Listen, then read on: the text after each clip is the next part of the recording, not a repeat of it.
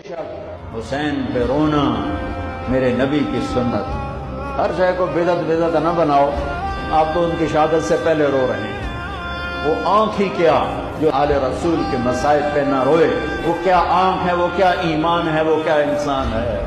ہاں ام سلمہ سے آپ نے فرمایا, ام سلمہ آج ایک فرشتہ ملنے آ رہا ہے بہت خاص, کسی کو اندر نہیں آنے دینا. بس ام سلمہ پیرے پہ کھڑی ہو. تھوڑی دیر کے بعد اندر سے میرے نبی کے زور زور سے رونے کی آواز آئی.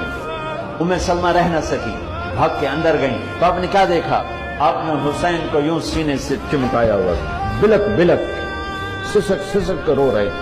آپ کے آنسو آپ کے رخسار اور داڑھی پر اتر کر رہے. ام سلمہ نے کہا, میرے ماں باپ قربان یا رسول اللہ, کیا ہوا؟ آپ ایسے تڑپ کے کیوں رو رہے ہیں؟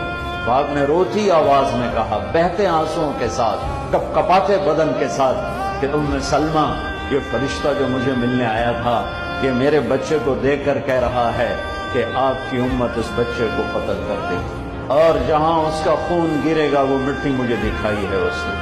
تو میں اس لیے اس پہ رو رہا ہوں. ابھی تو وہ شہید نہیں ہوئے اور رویا جا رہا ہے, تو اب تو ان کی شہادت پہ روتے ہیں, اور یہ قیامت تک روتے رہے گی دنیا. یہ اللہ کا نظام ہے. اس نے کربلا کے واقعے کو یوں کر دیا جیسے ہر سال آج ہی ہوا ہے, آج ہی حسین شہید ہو رہے ہیں.